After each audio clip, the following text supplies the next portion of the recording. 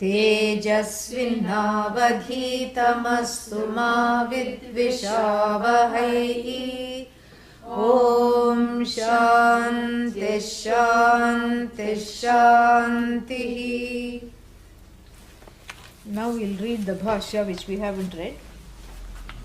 ततश्च अव्याकृताद्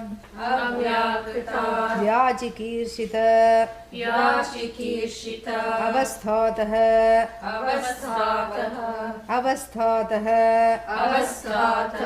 अन्नात् प्राणः हिरण्यगर्भः ब्रह्मणः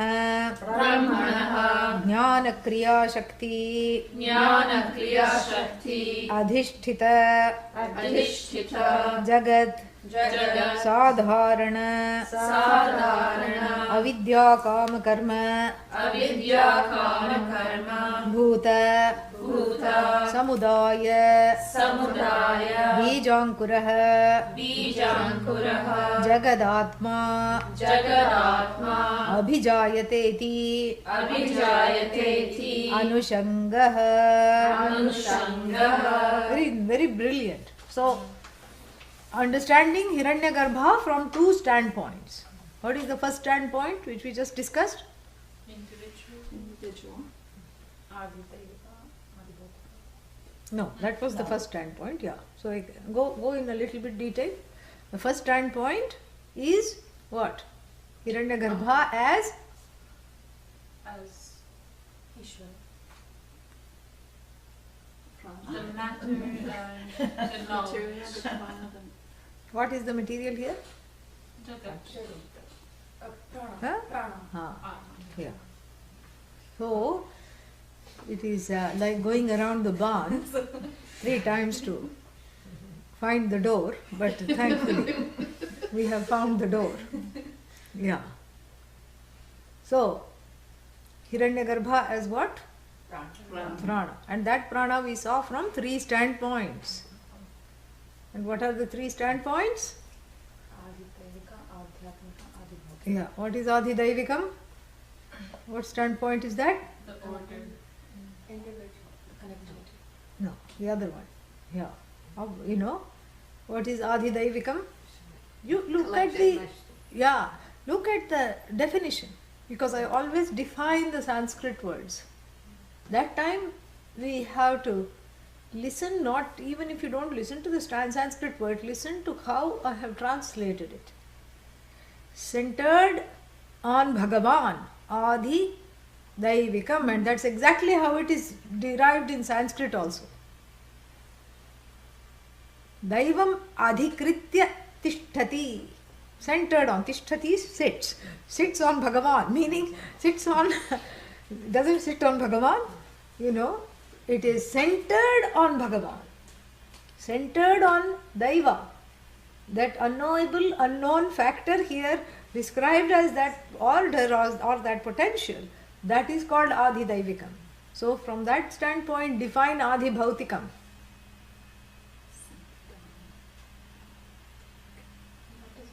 Centered on? Why? Centered on Bhuta. Bhuta becomes Bhautika. This is where the Sanskrit fun comes in. You know, belonging to the Bhutas, emerging from the Bhutas, Bhautika. Bhuta elements, Bhautika elementals, that which has arisen out of the elements. So Adi Bhautikam means what? Centered on 5 elements. Don't please forget this, because tomorrow I'm going to give a quiz. Yeah. So Adi Daivikam centered on?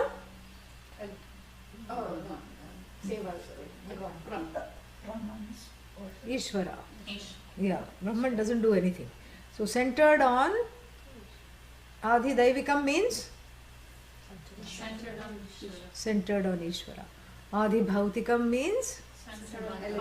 Centered on the 5 elements or connected to the 5 elements.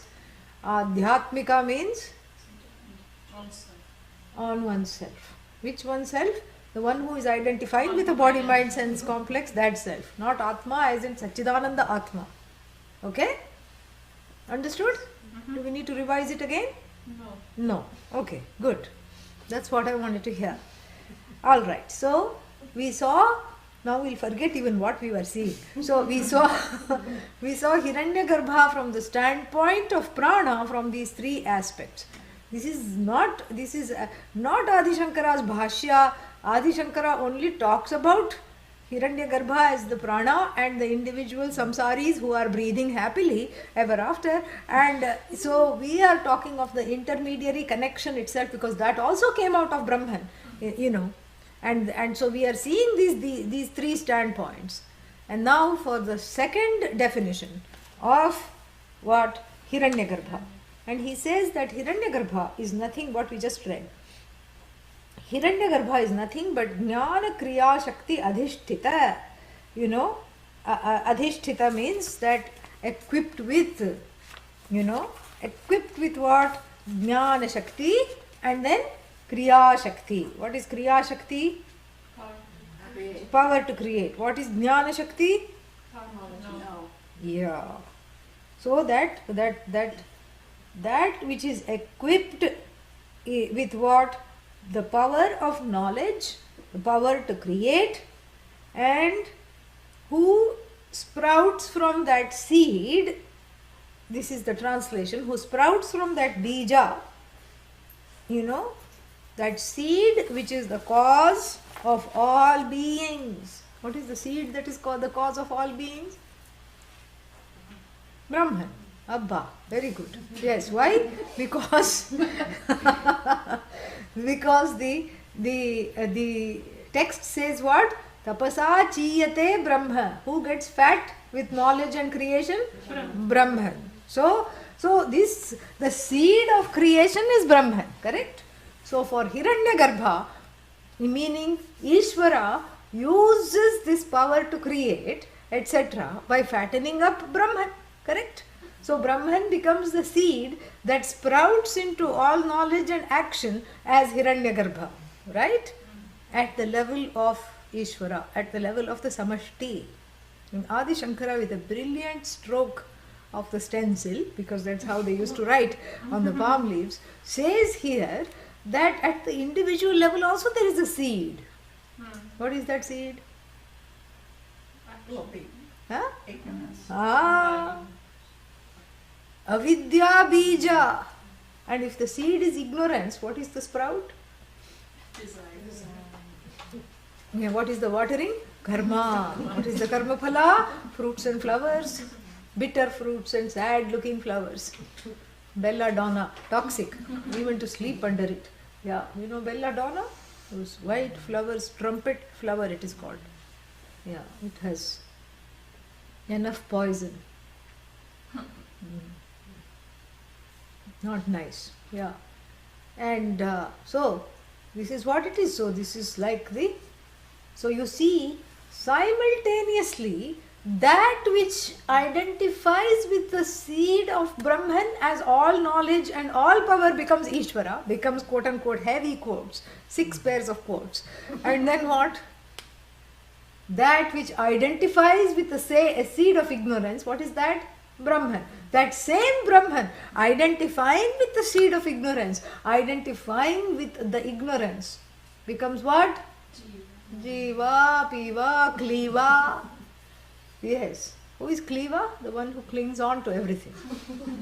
Yeah. Do you see the brilliance of this bhashya here? Just say yes, even if you don't see. Yeah.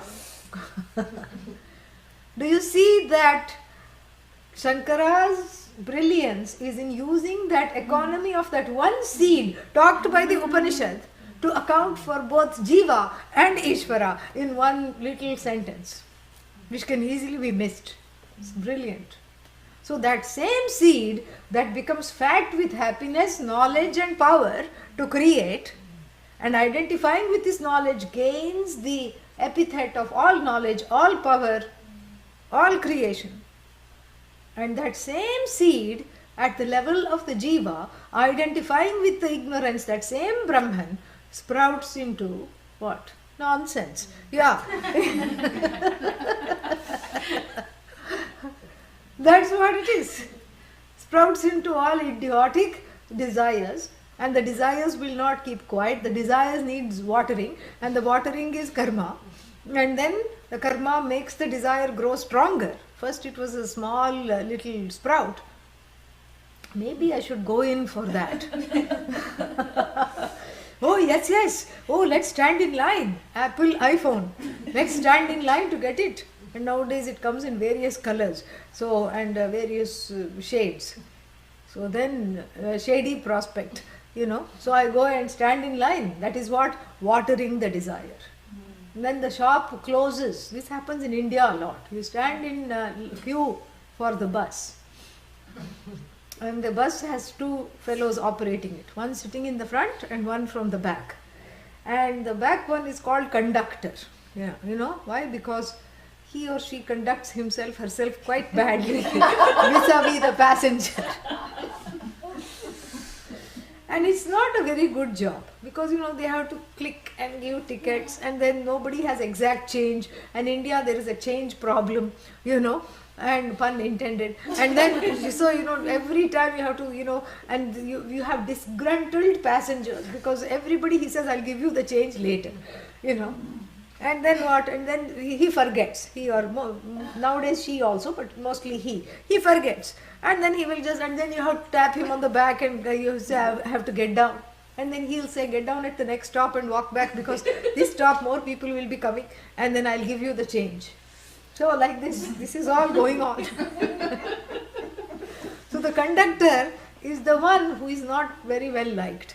And the conductor himself is a no job satisfaction, disgruntled fellow because nobody appreciates him, because his job is hard to do. When the bus is full, not by American standards. Indian standard means few people are hanging out of the window, few people on the bus, few people under the bus. Few people hanging out of the non-existent doors. They are just openings because why have a door? People are going to pull it out because that's when the door closes and opens, that's the place for 4 people to stand right there.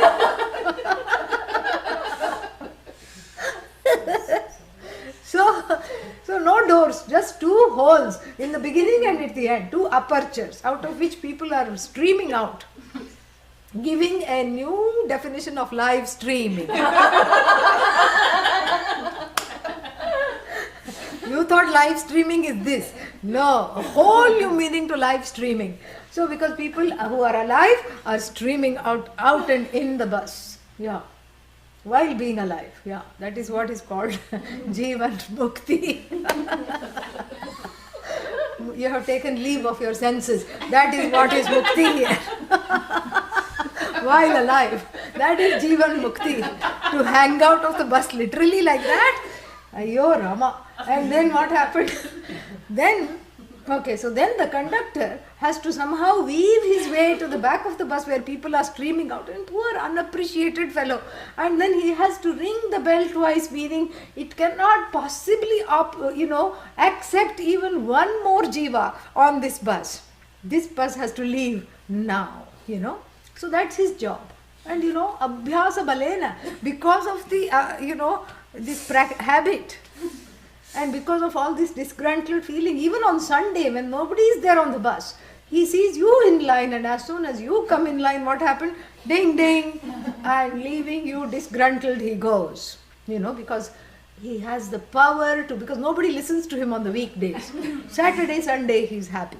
He actually poor fellow gets to sit down, and poor fellow is not bothered so much by the people. Saturday, Sunday, not many people traveling, especially office going time, and he gets to show how powerful he is.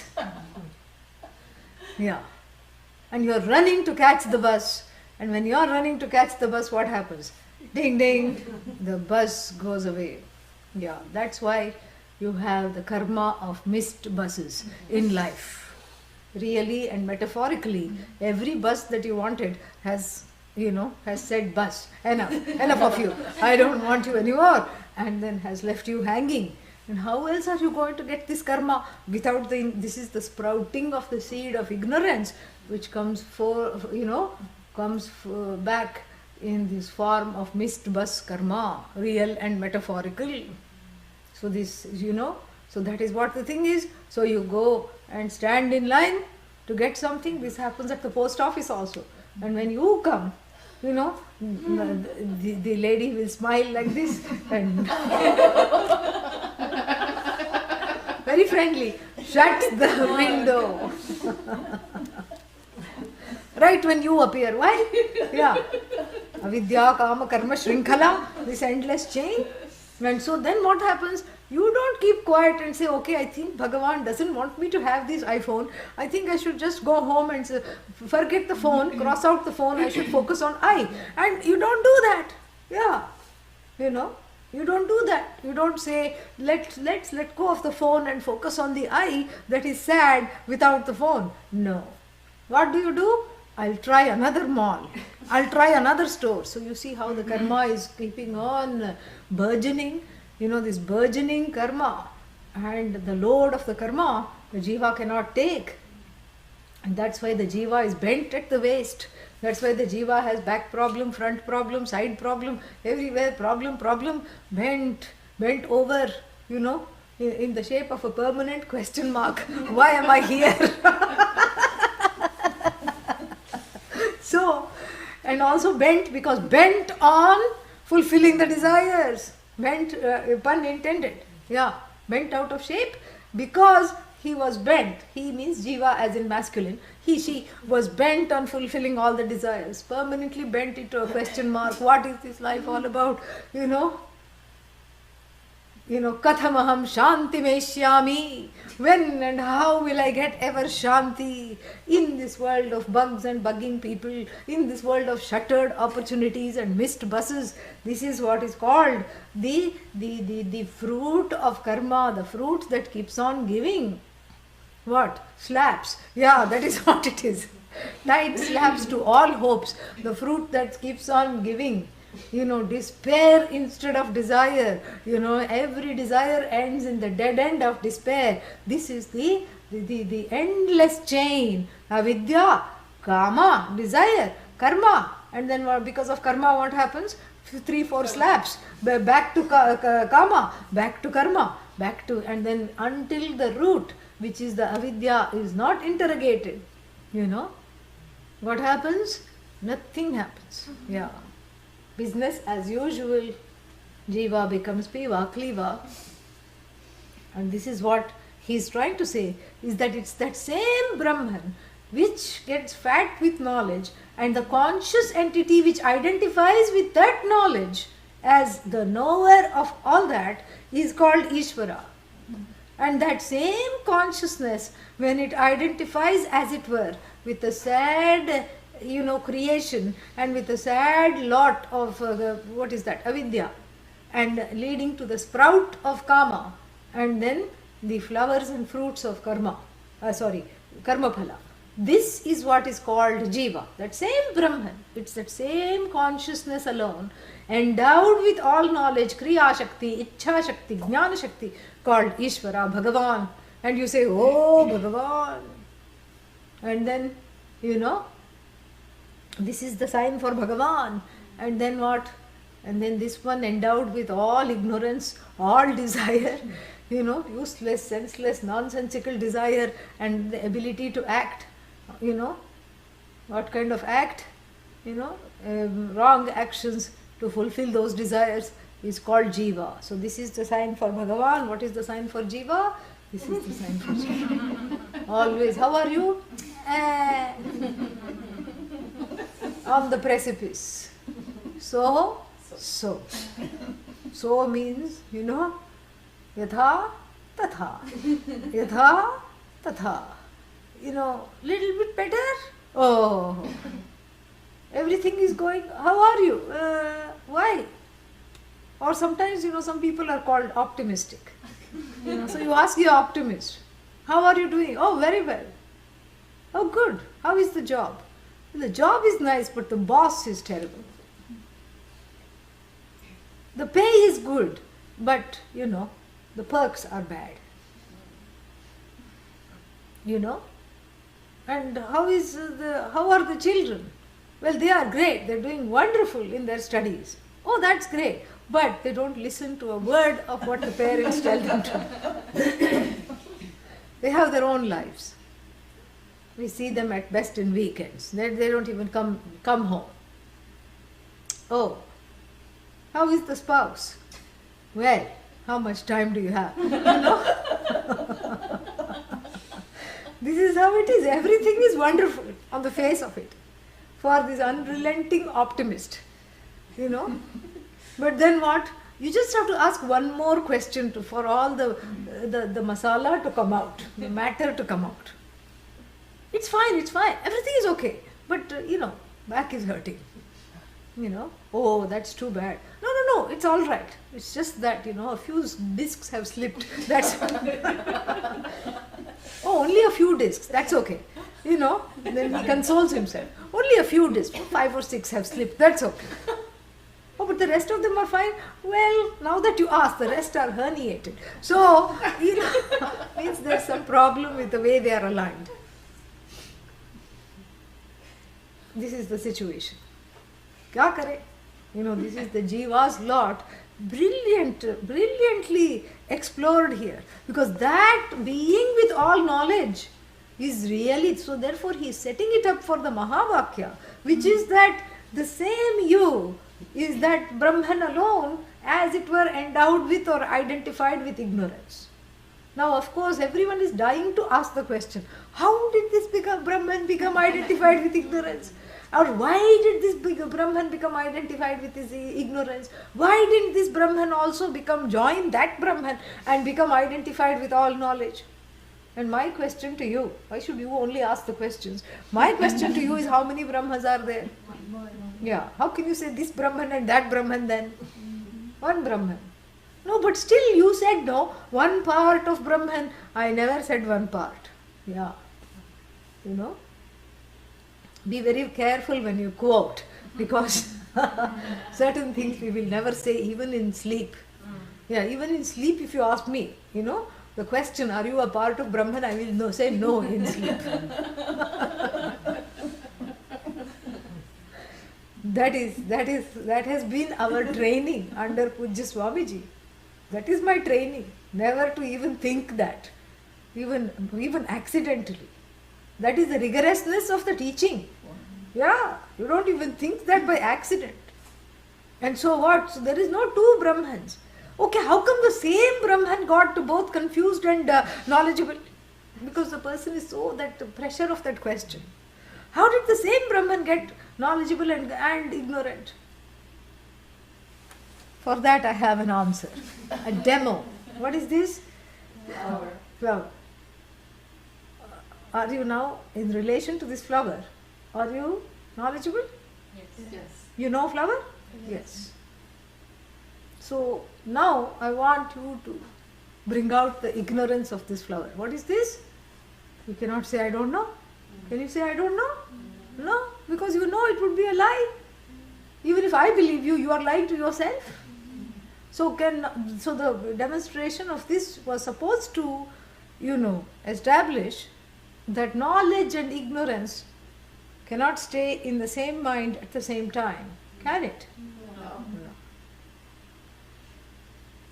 So the question, how come Brahman became knowledgeable and ignorant at the same time?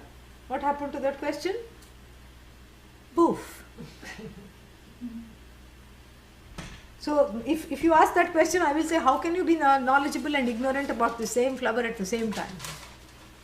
Can you do that? No. So then why are you saying that Brahman can be knowledgeable and ignorant at the same time? Is Brahman ever ignorant? No. Brahman is already all knowledge. Sat Chit Ananda Satyam Jnanam Anantam. So then where did this ignorance come from? Head scratching moment. Where did this ignorance come from? It is called Anadi.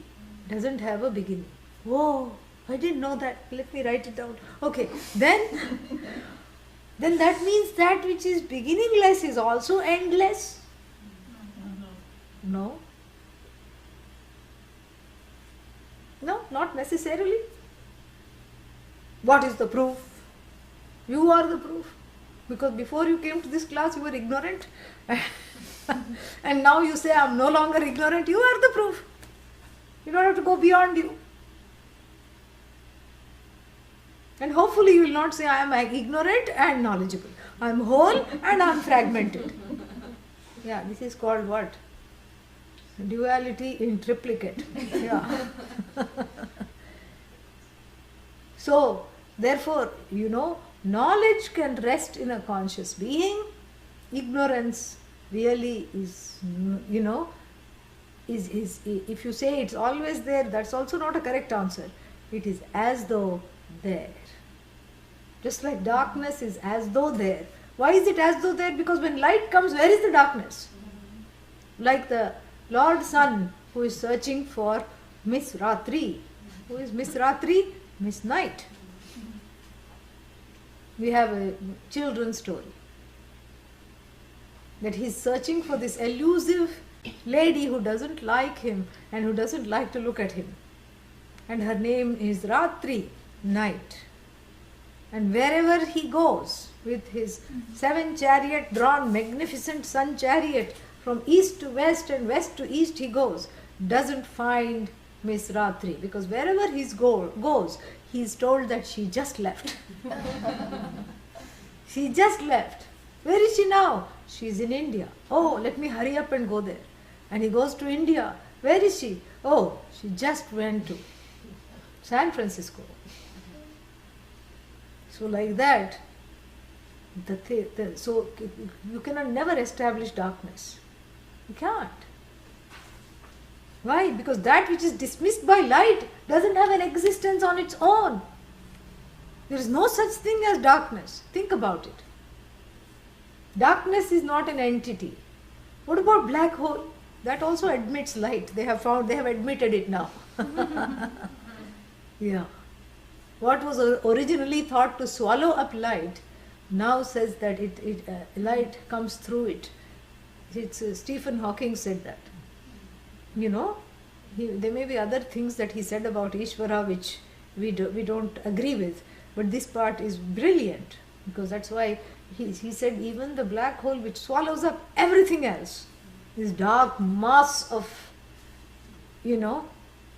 nothingness that swallows everything else, lets in light, because what comes out of the black hole is radiation, which is light. That's why it's got the epithet Hawking's radiation. Fantastic. So this really says what the Vedic people were saying all along, that there is no such thing called darkness. And if darkness, that's why darkness is very popular to equate darkness with ignorance. Because there is no such thing really speaking as ignorance. When we say anadi, beginningless, that doesn't mean that it has an existence. Because if it is always there and if it is existent, it cannot be made to go away. Yeah. If it is non-existent, we need not be here week after week. So what is its status? Is there? Is not there? Is there? Is experienced. So we have to constrain to say is there, but that's not the whole truth, so it's not there. Everything that's experienced is not real. Correct? Yeah. It's not real. So we have to see whether ignorance is here to stay. No. Because clarity grows, ignorance goes. And so therefore what? Ignorance is not here to stay. That means it is not real. Because there is only one place occupied by one thing which is all existent. What is that? Occupy Sat. Sat. Sat alone is. So that place of Sat which never goes away, which is unchanging, which is not which cannot come to an end, which doesn't have a beginning, which is the same in all 3 periods of time, which is not negatable. This is Sat. That is alone existent. Existence in the form of the existent one is called Ishvara. That's what it is. That existence doesn't go anywhere, is not under duress of being destroyed ever. And that existence is all knowledge, which is equated here to light. Meaning wherever there is light, there can be no ignorance, no darkness of ignorance can even stay for 2 minutes. Ignorance cannot say, let me at least finish my coffee. I'm going, but I just want to finish my coffee. No chance. As soon as knowledge comes, the ignorance has to beat a retreat. It's not that there is a time gap between gaining the knowledge and then giving an eviction notice to ignorance and waiting for it to vacate the top story. No. There is no time gap. Like someone who is not paying rent. You give the eviction. There are some laws to follow. If you own a house and you are renting it out, you can't just go and throw their things out. You have to first give them a notice, then you have to give them eviction notice, and even eviction notice, they have certain rights. They are given 10 days or 1 week to 15 days to pack up and leave. That's not the case of this eviction. The Mahavakya is an eviction notice to ignorance with immediate effect. Yeah. Immediately gone. Zero. Not there. And therefore what? This is why we are in business. Yeah. If there was a time gap, we would have folded up long ago. We are not folding up because why there is no gap between the gain of the knowledge and the banishment of the ignorance? Because that which the gain of which knowledge, that knowledge which reveals you as you are, and you are already you happen to be self-revealing. So you don't have to be established. You already are there, and you are already existent. You are already Sat. You are already all knowledge. You are already limitless. And therefore what? Therefore what does this knowledge do? Remove the weed of ignorance. Remove the weed of desire. Uproot that weed which grew by mistake, identifying with the ignorance. But why did I identify with the ignorance? Again, if you ask that, then I'll have to say that you did not really identify with the ignorance. As though, Anishaya shochati muhyamanah. Later on, this same Upanishad is going to say, giving the imagery of the two birds. One bird is the Isha bird, and the other bird is what? Anisha bird. Yeah. And the Anisha bird is what? The one that grieves because it is not Isha. Who is grieving? Isha is grieving, thinking I am Anisha. What to do? This is a very peculiar problem. It's like the person is crying because they are robbed while surrounded by all their treasures. I'm robbed. I don't have any money. Everything is gone. But look, it's all here. No, it's gone. They are convinced that a series of robbers have come and robbed them. Robbed them completely. They have picked the place clean. I'm here. Oh, Lord, help me. Give me food. Give me this. Give me some more money. In fact, even the prayer is all wrong. Give me food. When surrounded by food, they say, give me food. Give me money. When surrounded by all their riches, because they are convinced that they are robbed. Give me some, help. In fact, what should they say? Give me the buddhi to see that I am sitting on a mine of treasures. Give me the subuddhi, sadbuddhi. What is sadbuddhi? To see that this buddhi is just sat alone. Give me the sadbuddhi to see that I am that sat. That is what one should pray for. Instead, one prays for, I don't have this, I don't have that. So in the case of the person who feels a sense of lack because they are robbed, when they are not robbed, what do you need to do? You need to take them to a psychotherapist, because really speaking, this is mithya within mithya. This is pratibhasikam. And when the psychotherapist, when the psychotherapist sees them, the psychotherapist will say that, that this is a disorder. And this is actually within the order of the psychological order. Even disorder is part of the order. And so through therapy, they understand that what they had done is a mistaken identification with the one that was robbed. This is what the thing is. So the sense of lack is not really there. So if it's a severe case of, hallucinations, you need a psychotherapist. If it's a garden variety sense of feeling robbed and cheated and a sense of lack, what do you need? The Shruti as the therapist. Vedanta is super therapy, really. Because even the therapist has to come to Vedanta, to be a good therapist. And so therefore, this is the whole situation. So from the feeling of lack, you can give this example of the one who is convinced I am robbed when they are surrounded by riches. And then another example that is often given is that story of the pauper who is really the prince. Yeah. And there is an ancient Indian story also like this, that there was some kind of a war. The foreign, the neighboring kingdom was waging war, and the loyal minister wrapped the baby who was the heir to the throne in some leaves and put it in some kind of a basket of recyclable leaves, etc., and then sent it through a maid servant to safety, so that nursemaid would take care of the prince in waiting until this whole thing resolved. And so the minister also went into hiding, and then this nursemaid also went off with a baby, and nobody suspected her. She was carrying a basket of dried leaves. Who will check her at the checkpoint? So she escaped with the prince, and the prince was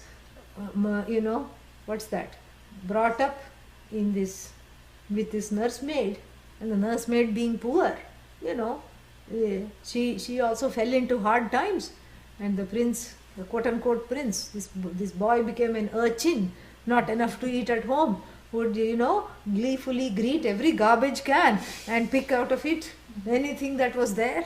And 6 years later, the minister also, and the nursemaid also had to move many times. She couldn't keep in touch. Her phone was not working properly. She couldn't. The text messages were not received. Then what happened?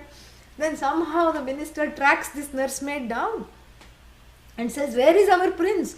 And the nursemaid is very ashamed of herself. She says, "I don't know what to do. I have fallen into hard times. I have raised him the best I could, but look, there he is." And the minister is horrified because he only sees the legs of the boy. The rest of him is in the garbage can, happily grazing inside the garbage can. And he says, "What?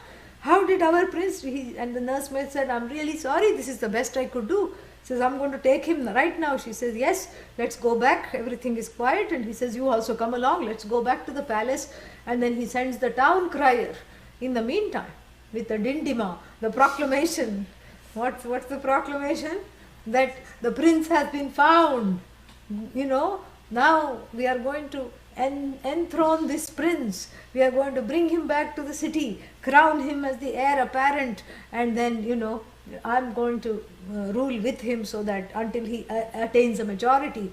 And so the loyal minister, while the town crier is at his business, takes him and gives him a shower from head to toe, to take out all that fishy garbage smell, and then dresses him in all this finery, puts him on a palanquin, that is carried in a red velvet palanquin with velvet cushions and all gold and everything. And the boy is like, "Ha! Ha!" And the boy is told, "You're not a pauper, you're not a street urchin. Who are you? Prince." Repeat it. "Who are you?" "I am a prince." Say that one more time. "I am a prince." Did you understand that? "Yes, I am a prince." Wonderful. So the boy is given a nice breakfast. The boy is cleaned up from head to toe, and the boy, and they put some rose attar on him for good measure, dress him in smart clothes, give him a nice haircut, and then put him on this palanquin with red velvet everything. And then the town crier is going ahead and they are parading the prince. And soon a crowd gathers, and to their horror, what happens? The prince jumps down from the palanquin and into the garbage can, because he sees a garbage can along the way and he says, "Oh, buffet!" Means you can choose what you want. He says, "Yippee, a roadside buffet." And so saying, he jumps into the garbage can. Everybody, the crowd is horrified. What happened? They are confused. The minister is just wanting the what is that? The earth to open up and to swallow him live. He says, "Oh my God, what am I going to tell the people?" And then again, a new change of clothes. Everybody is combing his hair. He's looking so, unruly. And then in his hand, he has in one hand a dead fish, another hand some rotten vegetable, and then he's also holding on to some leftover piece of chapatis and bread and everything. And the minister, slowly tries to pry that dead fish out of the hand. He is not relinquishing it. He says, "You don't know." He says, "This is for us. You can have it too, since you've been so nice. I share it with you. But what will we eat when we go to the palace? You said we are going to the palace. What are we going to eat?" And slowly they have to, even though he is crying, they have to rid him of all this hoarding of the leftovers of ignorance. And then they have to, divest him of the dead fish, the dead bread, the dead vegetables, and then put him back in the palanquin and assure him that there is food everywhere at all times for him. He doesn't ever have to go to this kind of a buffet again. And in fact, he is the owner of everything. And then he hugs the garbage can. "Am I the owner of this too?" Yes.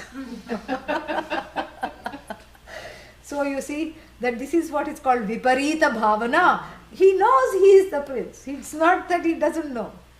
But the habitual patterns of hugging every piece of garbage, that is the orientation. So here too, this person who is Brahman is told, "You are Brahman, you are Ishvara, you are that same sprout which sprouted into the pranic force of Hiranyagarbha, which is all pervasive, which is the order, which sprouted into the order, which is all knowledge, all efficiency, all consciousness, which is now in the form of this Jagat, which is also uniquely itself." That is what you are. You are that creator which sprouted out of this seed of all conscious intelligence, all knowledge, all Sat, whose material is non-separate from its ability to create. You are that. But will I also have the dead fish? I know that, but how to let go of this? This is what the quandary is. And the quandary is this, precisely because the pauper doesn't exist. Where is the pauper? There is no pauper.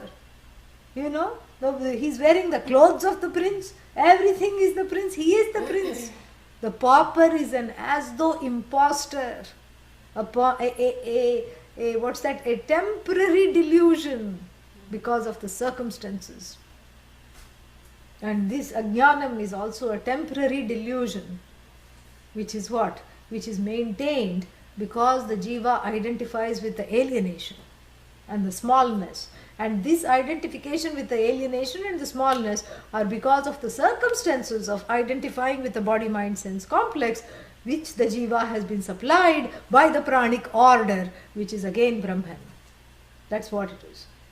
And without identification, there can be no knowledge, correct? That no creation. So even for the seed of this all knowledge, which is Brahman, for that to, if we look at it as a seed, for that to sprout, that identification with the knower and the creator has to happen. And at the individual level, for one to say I am ignorant, the identification with the seed of that not knowing has to happen. The seed of not knowing is just the seed of what? Separation, alienation, smallness. And this is what he brilliantly talks about. And that separation is as though, ignorance is as though, all knowledge can never become ignorance. Ignorance can never become knowledge if it is real. And if it is unreal, we have to pack up shop. So, but we are not packing up shop. Why? Because it has an in-between, anirvachaniya quality. Ignorance is as though there. It is there because I feel like a pauper. It is not there because I am really a prince. this is what it is. So that is very beautiful, very nice. And then, oh, I lost the page. Where are we? 25 is starting. Tasmat pranad manah. Oh, I went back. Sorry, this is I went backwards. Okay. तस्मात् च प्राणात् मनः मन आख्यं संकल्प विकल्प संशय निर्णय आद्यात्मकम् अभिजायते. Yeah. So now, what was the last sentence? Last sentence we have seen that this ignorance, identification with the ignorance, gives rise to the sprouts of desire and action and the fruits thereof, etc., etc., and further seeds of ignorance. So that much we saw. Abhijayate is born. So this ignorance also, as it were, because ignorance is not really born, it is called as it were. So he says Abhijayate has to be borrowed because it's only mentioned once. Anushangaha means that's the connection. Then he says when the ignorance has been located, correct? When the ignorance has as it were emerged, because really emerged means identified with and owned up by this jiva, then what is the karana? What is the instrument that owns up the ignorance? Where is this ignorance felt? In the head? Where? In the buddhi, in the mind. In the mind. So the karana, antakarana here signified by the mind. Head, buddhi, correct, but here they say mind. The word he uses is mind. So this mind, therefore, has to be created, correct? Because what else will hold? Where is the holding pattern of the ignorance? In the mind. So from the standpoint of creation, that common mind, the cosmic mind, meaning all, the truth of all minds. Very interesting. Yeah.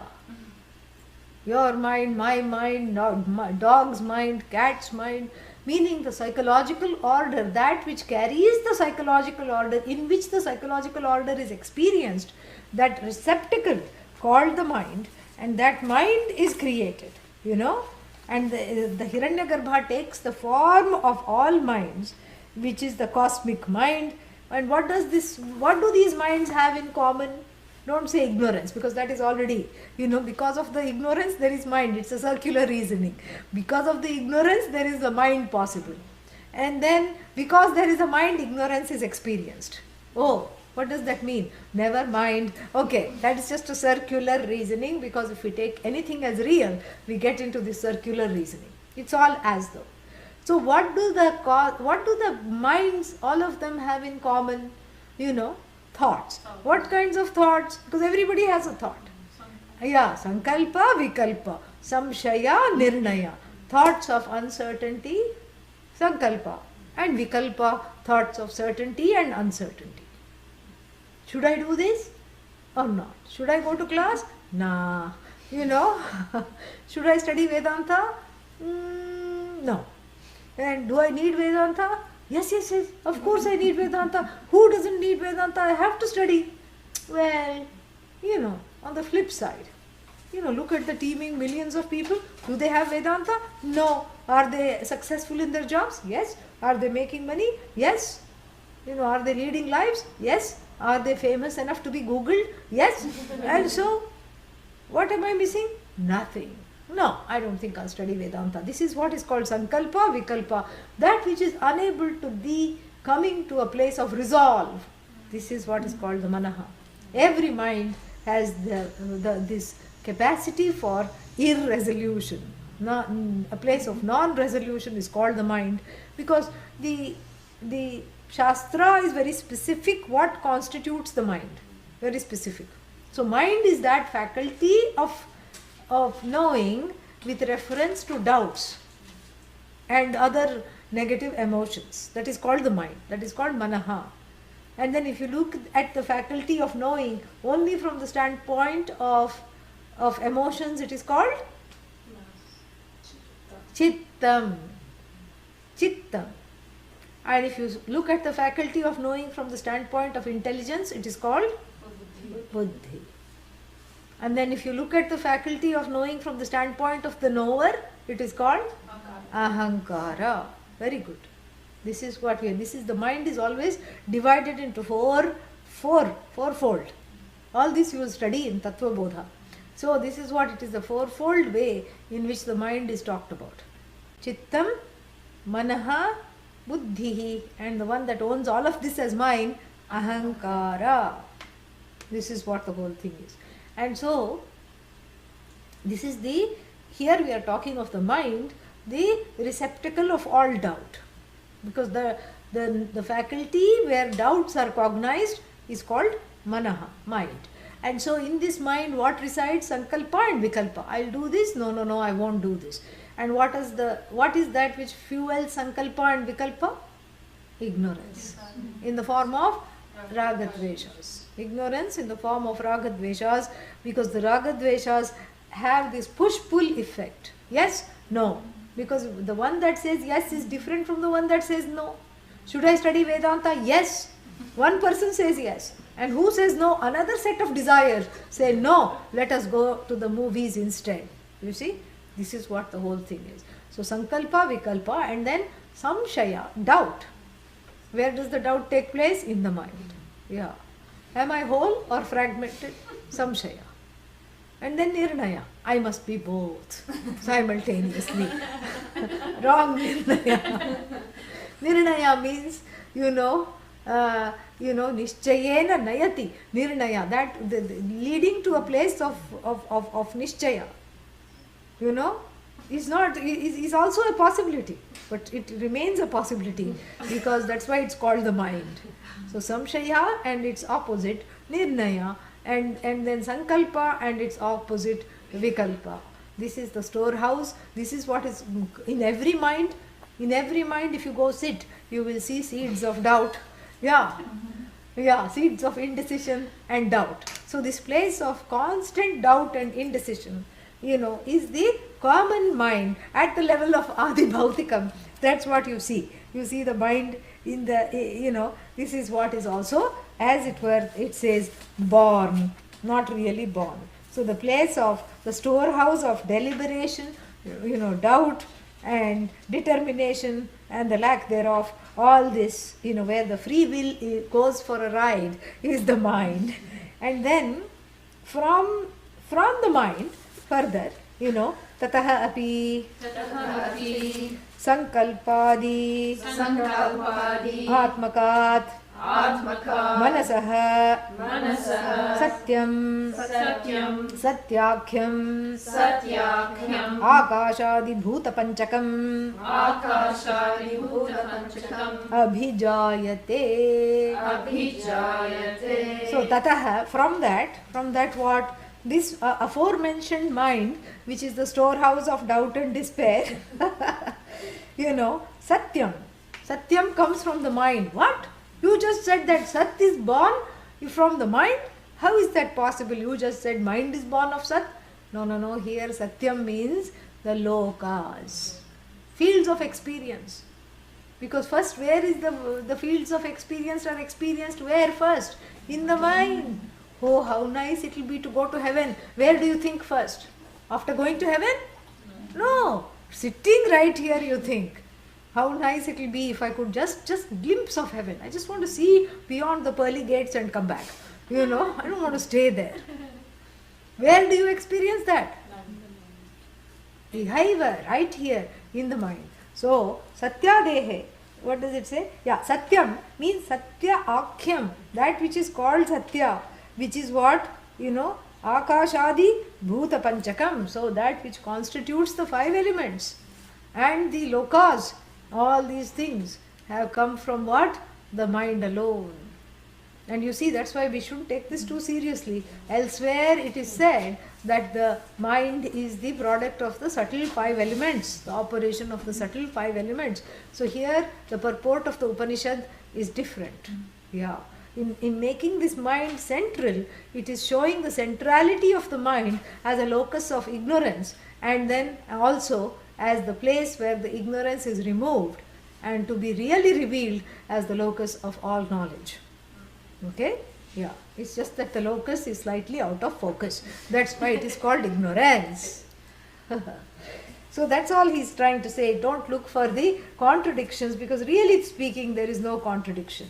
Okay, now tatah api sankalpadi vikalpa manasat, from the manasah, from the sankalpadi atmakam, that which is endowed with the quality of this doubt, from that mind satyakhyam akashadi pancha bhutam pancha bhuta panchakam abhijayate. You know, so these 5 elements are born. तस्मात् सत्याख्यात् भूतपञ्चकात् अण्डक्रमेण सप्तलोकाः भूरादयः. Yeah, this we have already seen. So from that same 5 elements, which has come from what? The mind, you know, which has come from that cosmic mind, you know, has come what? The 7 lokas, starting with Bhu, etc. Bhu, Bhuhu. Next one? Okay, we'll repeat until we get this. Bhuhu, Bhuvaha, Subhaha, Manaha, Tapaha, Satyam, Janaha, Satyam. Yeah, these are the 7 lokas. Okay? Yeah. Bhuhu ityadayah or bhuradayah, same thing. Bhuhu, etc. have come from this, because the lokas are first construed in the mind only, and so therefore it is a nod to that conscious being. And so there is not much to talk about here, it's just explaining what we have already seen. Teshu Manushyadi Prani Varnashrama Kramena Karmani. Now that the lokas are there, the lokas have to be populated, correct? Yeah, starting with earth. So in succession, after the lokas are created, from the creation of the anda is what? Hiranyagarbha, the seed, you know, the seed that is begun to sprout with knowledge. So from that, what has, so the evolution of creatures has come, you know, and what are they? Manushyadi, starting with human beings, etc. You know, maybe you don't start with human beings according to Darwin, but here, since the human being is the central for the study, since the mind is central to dismiss the ignorance, that's why the human being is central here for us. Yeah. Don't say that this is anthropomorphic and anthropocentric, you know. Yeah, because if you, who is saying that? The human being is saying that, correct? No dog is disapproving of this line from the Upanishad. Dog doesn't say, I protest. Why are they not talking of 4-footed beings? Yeah, first they should talk about me and then about this idiot. And chimpanzee should protest, I came before. No, that doesn't happen. Why? Because we are talking of the human mind. We are talking of dismissing the non-existent Jagat and the non-existent, ultimately, ignorance. Both of which are connected. By what? By this divide that I am not the creator. That is the divide. Because I am the created and I associate with that which is as the object of the creation, as an effect rather than a cause, and that is being corrected as we speak. That is the job of the Upanishad. So it's using the human mind as the central playing ground for both, you know, doubt as well as certainty, for the ignorance as well as knowledge. You know, that ignorance which as it were overpowers the knowledge like an eclipse, and then it is dismissed by the Upanishad. The son of the Upanishad dismisses and stands, you know, overpowers the eclipse and shines forth.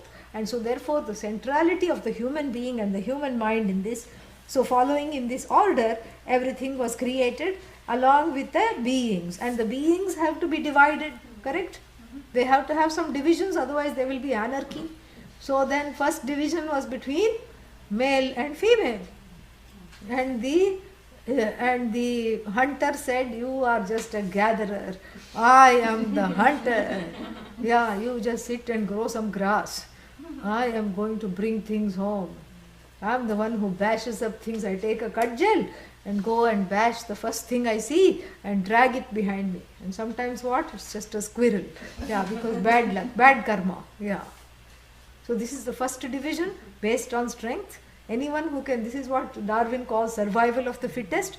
This is how the species emerged. Big fish eating up the small fish, and the dominance of anything that is strong, even in the humanoid things, anything that is strong. The male is always stronger than the female, physically. We are not talking of mentally. That's a different story. Okay? Yeah, so, and, yeah, I didn't say anything. I just said it's a different discussion. That's all. So then what? So the male is stronger physically, and then the physical brute strength, pun intended, has given rise to, all these various divisions in society. Strong, weak, moneyed, not moneyed, power, pelf. Did anyone look up pelf? Kim tat? Wealth which is unfair means that you get done. Pelf is that wealth which is acquired by stealth. Okay. So, yeah. So this is what power, pelf. All these things become dividing factors. Yeah. And then dividing factors is also by age. Young, you have to study, and you can't be restless. We don't have young and restless. We have young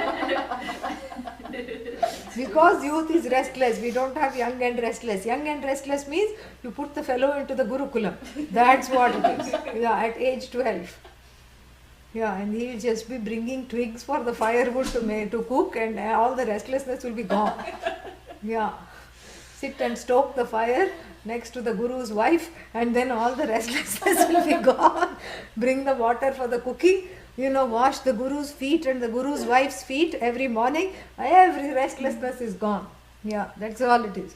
And then what? Then, young and married. Married means what? You become a contributor.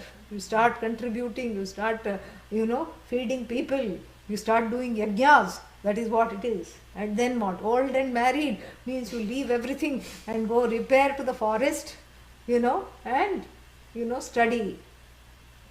That's why Eugene is well wooded for all the vanaprasthis wannabe. Yeah, meaning you just let go, you study, you let go of your life, you have so much trust in Bhagavan that your life is going to be taken care of.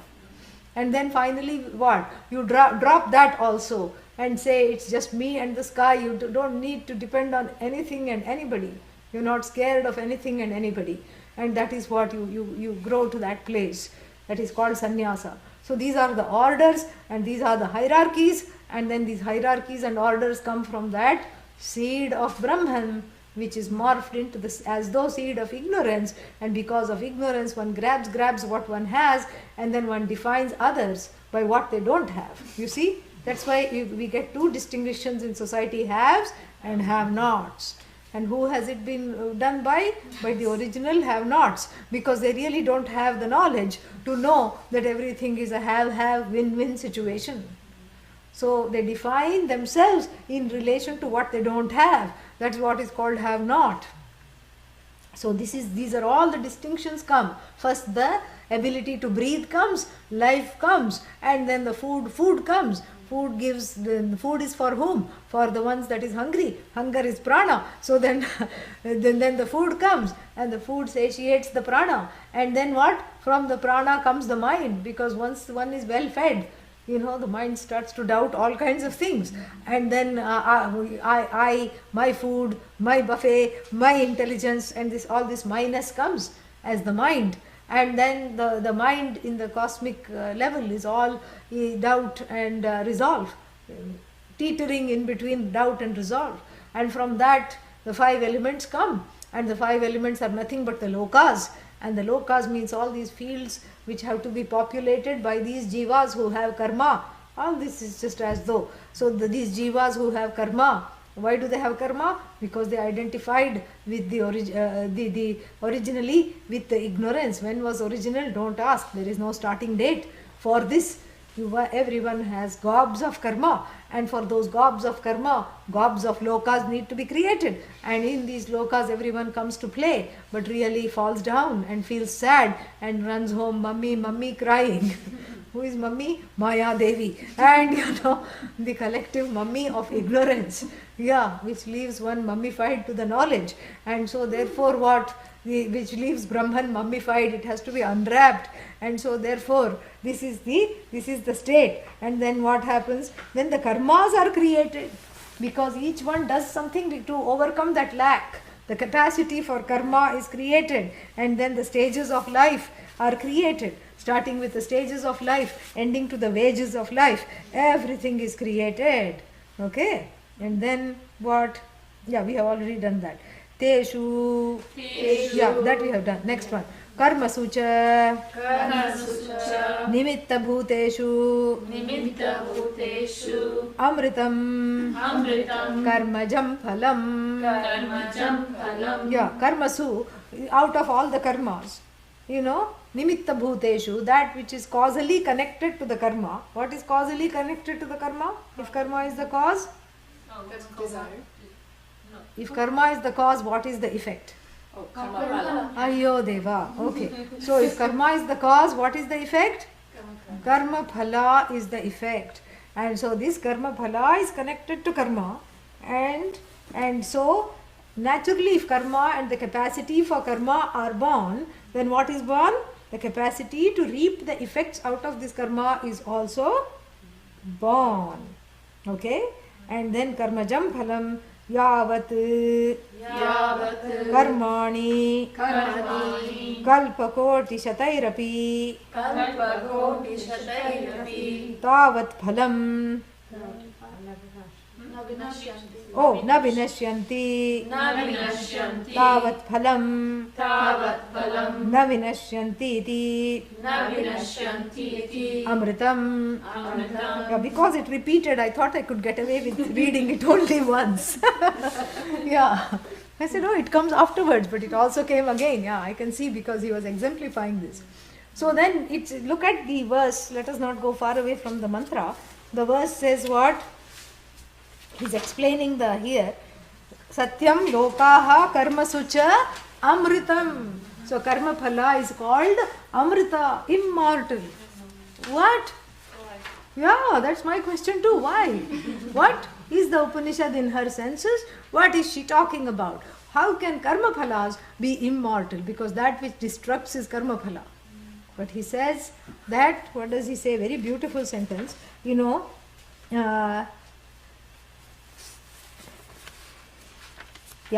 says karma sucha nimitta bhuteshu, that which comes out of karma is called phalam, which is here called amritam. And he says yavat karmani kalpa koti shatairapi vinashyanti. Yavat means why? Why? Because these karmas do not exhaust themselves on their own even after 1,000 kalpas. Do the karmas resolve on their own? No. Okay. Do the karma phalas resolve on their own? No. Why? Because they are sitting in the bank of ignorance. So if you want to resolve karma phalas, what do you have to destroy? The bank. Yeah. If you want to, the money won't get destroyed. The money is called amritam. What is money? Karma money. The money that comes, the punya papa, which is sitting in the bank, will not get destroyed.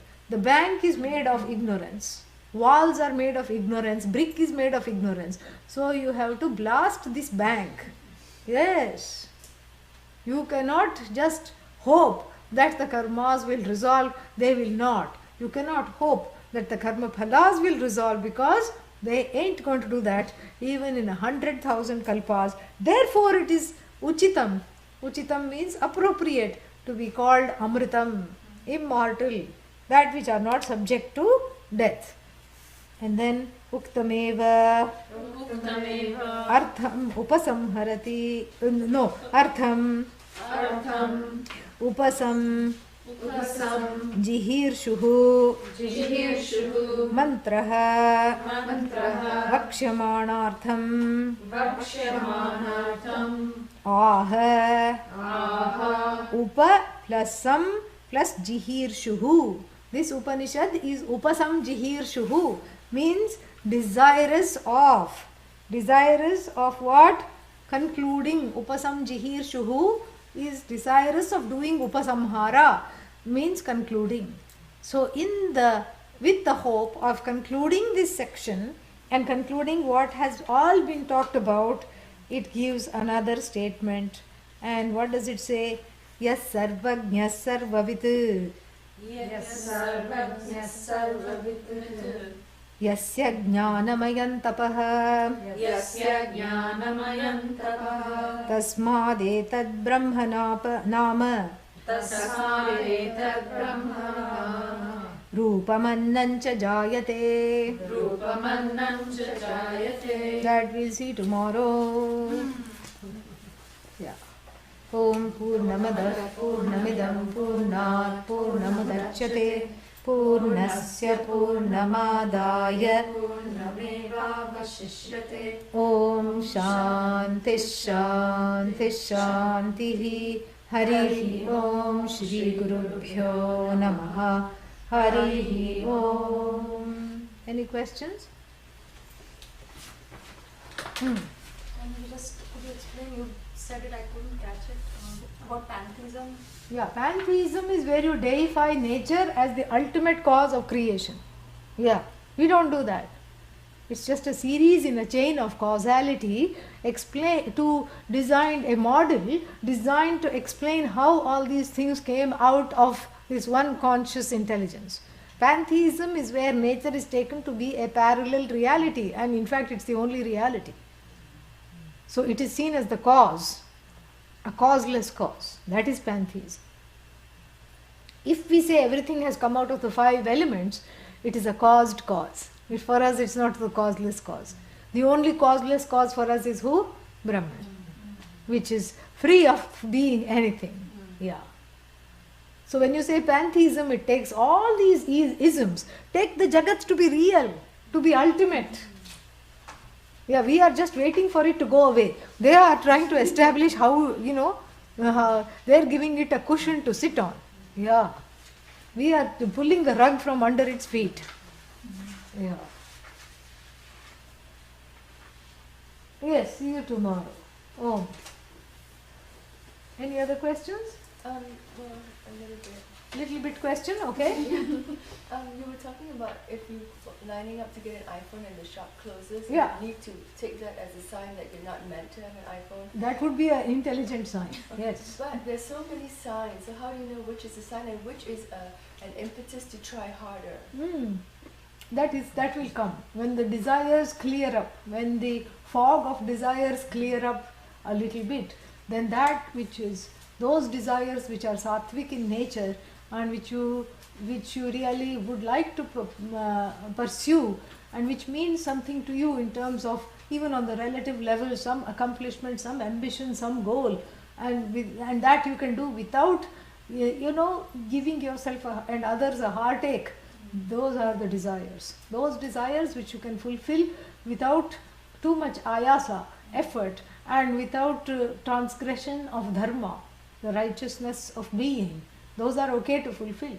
Even the iPhone is not a wrong thing, but for a Vedantin, these are all signs. Like if you go there and it closes right in front of your face, either you should come, maybe it's a small sign, maybe I should come back another day. Okay, you try another day, that day also it closes behind your back, and then what you have to do, you have to examine it. So therefore the lessons, Bhagavan is very kind. The lessons come repeatedly, because Bhagavan is compassionate enough to know that everything including Vedanta classes have to be repeated and only then the person gains the knowledge. Yeah, that's what it is. So first there is a tumultuous desires of all kinds, each one falling over the other, and the mind is crowded. But then when you allow it to sit, some desires just fall out. They have a falling out. So they fall out, and then the ones that stay, you can do this viveka. Which one do I really want? And why should I waste my time pursuing this? This is finite anyway. This is useless anyway. And gaining this will give me a headache anyway. So might as well get the object of desire and aspirin at the same time, because this is going to give me a headache. So like this the viveka slowly comes. And this Upanishad herself will tell you step by step how to gain viveka. So no worries. Yeah. Keep attending classes. Yes, that's all I have to say. Anything else? Okay. See you tomorrow.